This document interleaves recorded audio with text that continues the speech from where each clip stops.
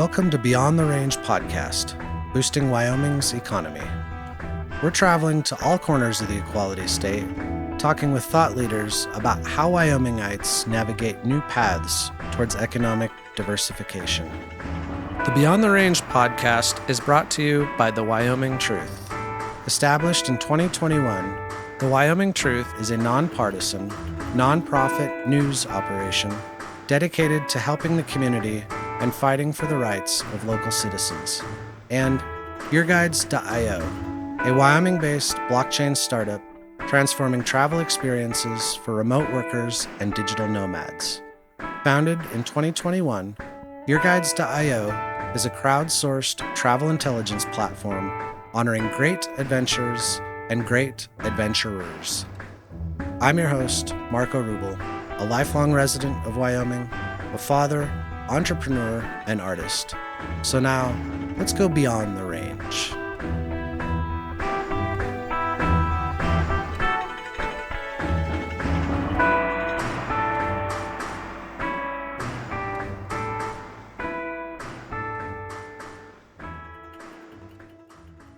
So today I am here with Rebekah Burns, the Executive Director of the Powell Economic Partnership. Rebekah, you have 20 minutes to change the future of Wyoming. Go. Who are you? Well, let's start with the question, who am I? That's an easier one to answer. Like you said, I'm Rebekah Burns, the Executive Director for the Powell Economic Partnership, which manages the Powell Chamber and the Powell Visitor Center. I come to the state of Wyoming relatively recently. So my family has been here since 2015. I was born and raised on the East Coast, and the largest part of my career was actually in media and film production and video production, content creation, so on and so forth. So I'm good at telling a story. Yeah. Yeah. Well, let's tell some more of your story. So where out east are you from? I'm from Baltimore, Maryland. So it's kind of interesting. Before everybody just flips off and says, oh my gosh, this person's from Baltimore, I'm not going to even listen to what she has to say about economic diversification in the state of Wyoming. I kind of have an interesting take on this area. So my mom is from Billings, Montana. She was born and raised there, and she has very deep roots in Montana. She met my dad. They were both hippies. They met in Denver. And due to family circumstances, they went back to Baltimore, where my dad was from, and that's basically where they started a family because they had zero intention to move back to the East Coast. They were fully entrenched in California culture in the 60s at the time. So anyway, I have this really deep understanding of the Westerner because my mom is a Westerner through and through. And I never really realized that until I came out here. So she's very blunt, to the point, kind of like no nonsense kind of person. And I'm like, that's just who she is, And then I'm like, oh my gosh, everyone is like that here. My mom is just Western.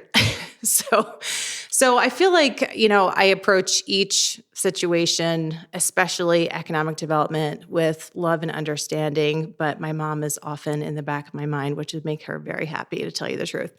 But the lens that I look through, economic development or even our community is very much of a lens of an East Coaster. Mm-hmm. So I look at things, with a production background. The background I had where basically worked in film and on video crews. And I was able to meet a lot of people and actually work in the corporate world quite a bit. So a lot of the clients that we have are every day brands that you would recognize. And I got the opportunity to work with a lot of consulting companies. And so I had an inside look because of the video shoots that they were producing at kind of the projects that they were doing, projects that they were tackling and how they were doing it. So let me give you an example. I worked for a very large consulting company. They'll remain nameless. But they were consulting for a small country, and this country basically wanted to get their citizens to eat more whole foods, more fruits and vegetables. So the way that they tackled this is that they redesigned the grocery cart. They redesigned the grocery cart and they made the larger space that said, put fruits and vegetables here. Put packaged products here. And so what they saw was that there was a huge increase in fruits and vegetable consumption because of the simple change implementing a different kind of grocery cart. And I realized at the time, and I definitely think about this moving forward, how much our local culture, what we're kind of told or how kind of conversations are ushered in really equals the behavior that we have. And if we can really usher conversation in a meaningful way that's authentic, but also comes from a place of goodness, not of being corrupt or money hungry or, really wanting the best for the citizens and the environment and things like that, what could we actually accomplish? So that's a big part of the reason why I'm here today and kind of doing what I'm doing. But I definitely look at everything through the lens of an East Coaster. Yeah, and that's when it comes to economic diversification, that diversity of perspective is one of the main components that we have to have as we move forward. So personally, I think that's super rad that you were able to come from Maryland.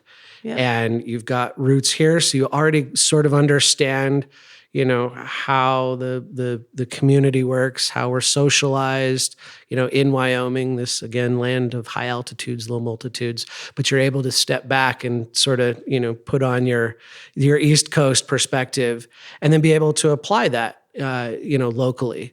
So thanks for coming out.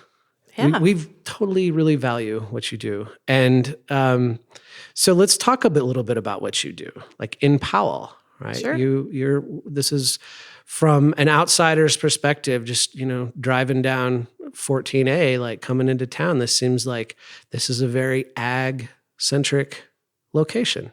Is that true? Is that not true? Tell me what's going on here. It absolutely is an ag place, which is awesome. So it was created as a homesteading place by the federal government in the early 1900s, and it really was tied to the infrastructure of the Shoshone Project, which is essentially 93,000 irrigated acres is what it ended up being from 1907 when they started to the last district was in Heart Mountain in the 40s. Okay. So, honestly, what I do is I kind of do what I just did. I look at how our place is unique. What are our assets? I think that outsiders should so outsiders have a unique perspective because they're seeing something for the first time. That's true of anyone, just visiting someplace on a vacation, new residents, so on and so forth, where a longtime resident might drive past the canal and never give it a second thought. Visitors are constantly asking, what is that thing across the street? And it's obviously one of the largest canals that goes from basically Buffalo Bill Dam all the way through the irrigation districts. So what does that mean for us? From an economic development standpoint, okay, let's look at the infrastructure. The federal government spent $2.25 million way back in the early 1900s to create this infrastructure, and it's still, thriving and working today. We are in what is essentially a high desert, right? So Yellowstone's in a high desert, we're in a high desert. We have very little moisture. It's 7 inches of precip on average, give or take. Whoa. So 7 inches on average. And again, sometimes when it's cold, it can be deceptive because the snow sticks around. But really, that's what the average is. We are only able to grow anything because of this massive infrastructure that the federal government kind of ushered in, and that, the Bureau of Reclamation currently owns and is operated by the irrigation districts. But what does that do for us? Okay, so the reality is that gives us about 85 to 90% of the barley for the craft brew industry. Yay. Yay. 85 to 90%? 85 to 90% of the barley for the craft brew industry. Grown here in Powell. Grown or here around Powell. in the Powell Valley. Yeah, the Powell in the Valley. Powell Valley, yeah. Yeah. We are a place that is really good at growing beans. Usually it's a niche crop, and we're really good at growing alfalfa for hay. Actually, that's the largest crop, alfalfa for hay. Sugar beets, of course. And the reason why these crops like it here is because there's very little pests to deal with. It's pretty sunny. In the summer months, we only get 90 days of a growing cycle. It's 100 if we're lucky. So you really need something quick, turnaround that has a good amount of heat units, like from sun up to sundown heat units in a short window in our season. But that a lot of those crops like it that were flood irrigated. So we're not dry land crops. We're basically pouring the water on the ground. And so for things like wheat or barley, they really love it because their tops are kind of sensitive, right? They're wispy, in nature. And so they love it to get the water right near the roots and not at the top. And so that's ultimately why barley just really works here. So to know how to diversify an economy, you really first need to identify its assets. Why are we unique? Be able to talk about it. You really have to sell it, right?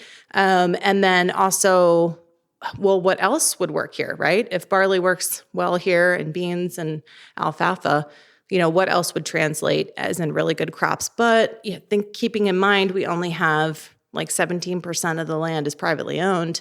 So they're going to be niche crops. They're not going to be hugely expansive. And what does that look like? So Heart Mountain, for example, has really diversified in grass seed. They grow a ton of grass seed up there. They have even a shorter season than we do down here. Some of the farms around Heart Mountain? Yep. Yeah, okay. Yep, the farms on Heart Mountain. They are grass seed producers, and they do really well at it. So they grow a lot of reclamation grasses. So for example, the BLM might say, hey, we need to reclaim some land somewhere in the Mountain West, and they grow that grass seed for, that's an example of the market for that. So you really have to look at, again, what is the assets? How is it unique? Can we tell a story about it? And how can we expand it? Yeah. And it's curious that, that assets, if I'm hearing it correctly, beyond just having land, it started with water, bringing water to a thirsty land, and then we can build from there. And that is one of those stories of the West, and obviously the story of agriculture from the beginning. So yes, it's our namesake. So how much do you know about John Wesley Powell? Not enough. Tell me Clearly. more. Tell us more. Yeah. John Wesley Powell was a pretty cool guy. I mean, let's just face it. So I'm going to, I kind of, not being from here, I don't necessarily have this Powell Cody rivalry embedded, but a lot of Western or rural places feel that way. It usually stems from sports or whatever. I think our rivalry really started with Buffalo Bill Cody. He did not want Powell to exist. He wanted Powell to be in Ralston, not where we are here, because he bought all this land in Ralston, right? Oh boy. And so he was like, oh man, I'm not going to make as much money, from this place that I had intended to be a little further, west. Anywho, so John Wesley Powell, he may or may not have ever stepped near Powell, Wyoming. We're thinking probably not. Mm-hmm. He was the preeminent authority of water in the West. So if you're thinking timelines, he was a major in the Civil War. He got his arm blown off by a musket ball, so he was one-handed, one-armed. And 4 years after the Civil War, he was floating down the Green and Colorado rivers through the Grand Canyon with 9 other dudes.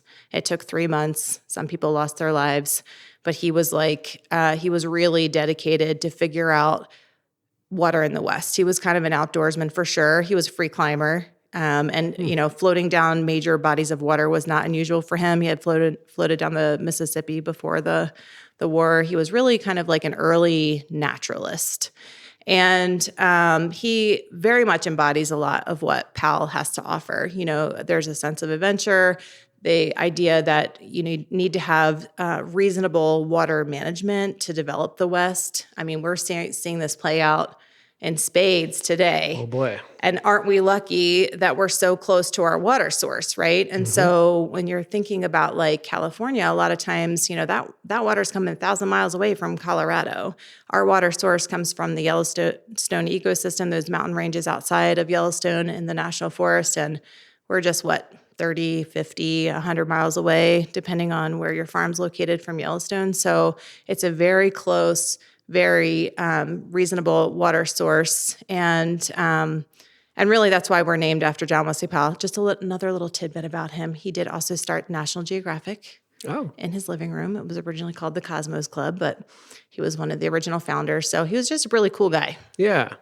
So why him? Like the railroads and I'm not sure at 100%. And I'm definitely not a historian. I end up, as you can see, I collect a lot of stories so that we can kind of put it together in a narrative that makes sense for everyone. But so essentially, this was Camp Coulter, from what I understand, and there was already a Coulter stop on the railroad.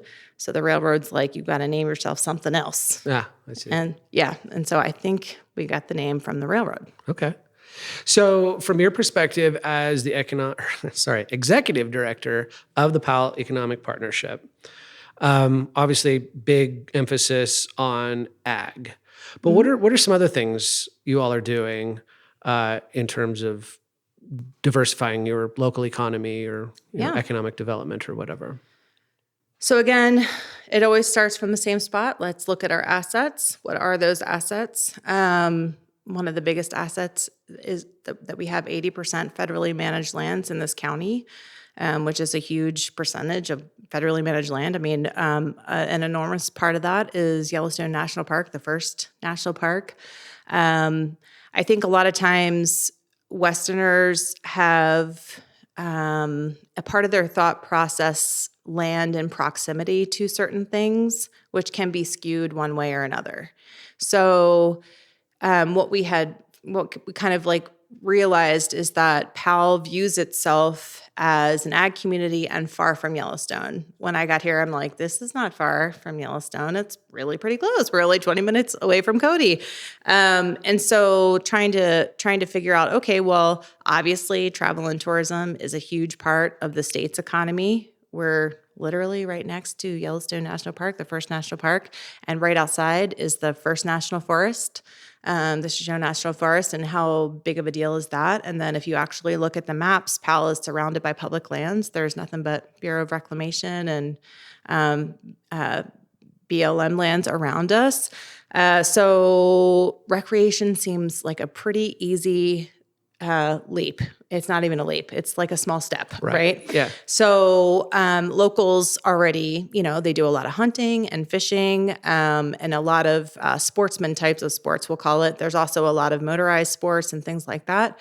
There's very little developed trailheads and biking trails in our area. And it's just a place that's ripe for something like that. Sure. There's an awful lot of people that are very pedestrian and walk and bike around town, and there's not necessarily bike lanes, so on and so forth. So as an economic development organization and trying to grow economies, so looking for gaps in products or services and trying to grow those economies, it's an easy step to look at outdoor recreation. So how that kind of played out is multiple different ways. First, you're looking at the assets. We're like, okay, 80% of the land is federally managed. That means that you can go anywhere you want on 80% of the lands in Park County. What do we need to do to work with the federal land managers to like really start building some assets specifically around Powell's front country, so close to the city and easily accessible. And we were told at the time by the Wyoming Outdoor Rec office, which was newly formed, that we really needed to start a collaborative. And so that's basically what we did. It's now one of the largest collaboratives in the state, the Park County Outdoor Rec Collaborative. And it's a group of people with varying interests in outdoor recreation, some business, some nonprofit organizations, and then other just user groups.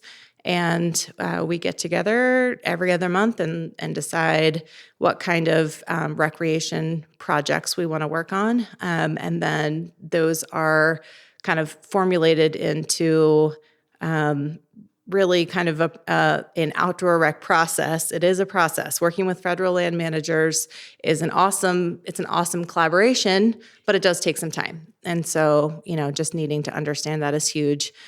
And one of the results is our first, outdoor rec access project is being completed or is complete, and we're actually having a ribbon cutting this week for a boat ramp, which is great. Yay. So we have river access because the river goes all the way through Powell, and there's very little inputs and outs for any kind of aquatic sports. So we're super excited about that. And that's located in Powell or south of Powell? Yeah, it's located in Powell. Yep. So when I talk about Powell, I'm talking about our region. So I'm talking about our zip code, which is Clark to Garland. Oh, okay. So it's basically the top part of the county. That's our school district. That's our zip code. That's kind of my geographic range. So it's basically the top half of Park County. It's a lot of territory. Yeah. I mean, Park County's huge. Yeah. It's huge. It's like over 4 million acres. So yes, it's in the Powell zip code, just south of town. Okay. Yeah. Cool. Another big thing is just having, a family of my own and wanting to recreate with them safely. Looking at the needs and opportunities was huge, right? So what is this going to look like for multiple different types of recreationalists? We also hear at the visitor center that we manage constantly, a lot of times older folks will come in or multi-generational families will come in, and they need to accommodate maybe young kids, mom and dad, and grandpa and grandma. So what does that look like? It's got to be pretty easy to access. You're probably going to drive to the location or walk a very short walk, and you want to get out in nature, but it's probably not going to be a hugely immersive experience, right? And so how we tackled this is, again, first researching. We run an AmeriCorps Vista program, and we're the intermediary is what they call it. AmeriCorps Vista is Domestic Peace Corps. And so their main goal from the federal government, the grant that we get, is to alleviate poverty and build capacity. And so we have a Vista here at PEP that's outdoor rec centered. The first year Vista was there to look at needs and opportunities. So we gathered a lot of research, and there's a lot out there because Park County just recently did a land use plan. So a lot of people talked about outdoor recreation and the wanting of more access and things like that. Our second year of Vista is working on an implementation project. And so we decided it was a really good project to work on a rail with trail. So a lot of people have not heard this term, but it's essentially a pathway. And it's a pathway along the rail line. If it's a rail trail, that means that it's a decommissioned rail line where they take out the ties and the... Like railroad, trains. It is a railroad. Yeah. Yes, exactly. Okay. The railroad. Yeah. So you can have a decommissioned rail line and then create a path over top. And it's a really great grade, especially for those, those older couples or those multi-generational families where you're getting out in nature, but it's a really easy grade to recreate on. Yeah. I grew up next to one of those. My mom still uses it. They're awesome. By Cody. Yeah. Yes. And so our rail line is still intact. It's a BNSF rail line that goes out and back. So it's great for picking up those agricultural products, but it's not, you really, if you were going to recreate next to it, it would have to be a developed trail. And so we're working on a rail with trail, hence, along the rail lines. Right. To really expand the needs for outdoor recreation. And it's great for not only the workforce, but what we'll end up seeing and what has happened in a lot of other destinations is that you create an asset and then now you have a need for way more businesses, right? So if you're creating a rail with trail, you see bike shops pop up. You often see breakfast places along the rail trail or restaurants or bars, serving craft brews after you're done, biking or so on and so forth. You're going to go drink a craft brew. With Powell barley, right? Yeah, with Powell barley, of course. Then you'll probably see some tours pop up, right? So maybe some people guiding other people on an out and back. And what does that look like? And so that would be true of all of the outdoor recreation assets. And then so you've created a culture, you've created of easy access outdoor rec culture, and then, it's way easier to attract something like a manufacturer of, one of the goods that you're providing, and so on and so forth. So we definitely look at things really long-term. What is the long-term gain for outdoor recreation or food systems or any of the projects that we work on, and there are very short, middle, and long-term successes. But ultimately, what we're looking at is bringing in industry, but not too much, and something that's reasonable for our area to handle. Yeah, finding that balance with the industry part of the equation, beginning with, developing infrastructure, bringing water to this place. Now we have water. Now we can start supporting agriculture, which then in turn breeds food systems, which then now we've got a critical mass for businesses, which then can put together services and hospitality to gather more people to enjoy their public lands in and around Powell, with the hope of a long-term vision of looking at our assets, looking at our vision long-term, what our community appetite is, what sort of industries are we identifying to bring in long-term. And when we have all of that, now we've really started to diversify our local economy. Is pretty much what I'm hearing. Yeah. Yeah, okay. That's exactly the line of thinking. Yeah, okay. That's taking place here for sure. And how's it going overall? How are you guys doing? Let's say post-COVID. I mean, we came through here and the town looks beautiful. The city does a really good job maintaining the town. I think ultimately in Wyoming, you really have to have your stakeholders and your partners, and they really need to be all on the same page. And again, if you're looking at assets, one of the biggest assets that Powell has is our education. Park One's just kills it. So it's a huge reason why we would attract a workforce. It's a huge reason why a workforce would stay. It's also, potentially a part of our workforce, when they get it to the 11th, 12th, 10th, 11th, 12th ages, they become part of the workforce.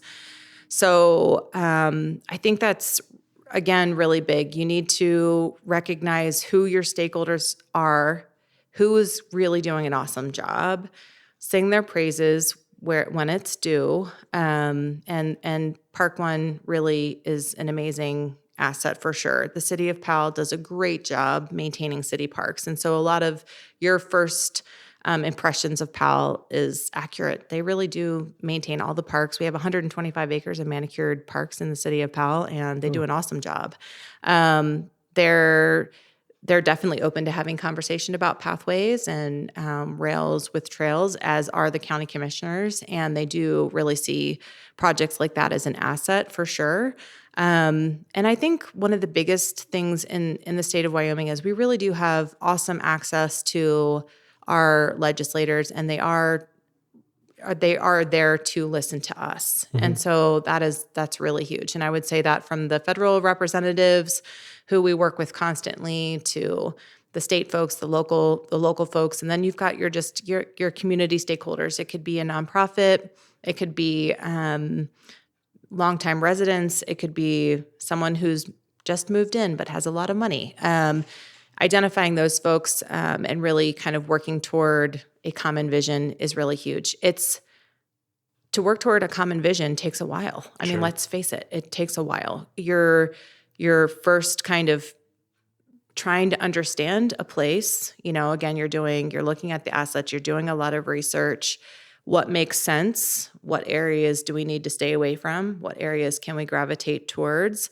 Does this resonate with the people who live here? We ask We ask the business community all the time what it is that they want to see. We ask the community all the time what is it that you want to see. And a lot of times it can be easily vocalized, and they're pretty quick at saying this is what we want. And sometimes it's harder. It's harder for people to vocalize what it is that they want. They have an idea, kind of, and sometimes they'll give you a little bit of information, and then it's a conversation. Well, is it something like this? Is it a rail trail that you would like? Is it a boat ramp that you would like? Is it that you need more jobs for your kids? What does that actually mean to you? Yeah. So on and so forth, and having an engaging conversation, really polling the people, surveying the people. We do a lot of that. We do business retention surveys with businesses, and which are pretty much boilerplate International Economic Development Council business retention surveys. But it's amazing what a business will talk to you about if it's a one-on-one questionnaire that is confidential, right? We do a lot of networking events where we just ask, what do you want to see? Like, what do you want to see in a Powell Park County that doesn't exist? What problems are you having with your business? Mm-hmm. So getting that feedback, and then we bake it into one of our programs. And once we've done that, it is a kind of a slow process. To change somebody's mind about something, it takes about 3 years. That's a pretty average to change a perception. So somebody will say, hey, I want my kids to be here. I want my kids to stay here, or I want my kids to move back. Okay, great. Where are they living now? Bozeman or Denver? Awesome. Why do they live in Bozeman or Denver? Well, it's got really great access to outdoor recreation, and they have a good paying job, and so on and so forth. Okay, great. So let's do that here. Let's create that here. How could that look in Powell that makes sense? Yeah. And then also, we're always looking at, how does it make sense in Powell that doesn't destroy some of our biggest assets? Because I feel like our board and our stakeholders really understand that we're smack dab in the middle of the Yellowstone ecosystem, and there's plenty of wildlife migration that happens. And we're really the stewards of this land, and it's magical, right? It's a magical place. What can we do? What kind of industry can we bring in here that is going to complement this ecosystem and not put it under really big pressures? Yeah. Well, with that, I don't want to reveal your guys' secrets, but as the executive director, you interface with the community and the stakeholders. Why do you do what you do? I do what I do because this is a magical place, and it shouldn't be tarnished. And I really think where other Western communities weren't able to strike a balance between growth and stewardship, we really have the opportunity to do that here. It's a complicated project. It's really hard. It's very challenging, but I'm up for the task. Yeah. Well, we're all better for it. Rebekah, thank you so much for your time. Air high five, our tradition. You heard it here first. Thank you so much, Rebekah. Have a good evening. Awesome. Thank you.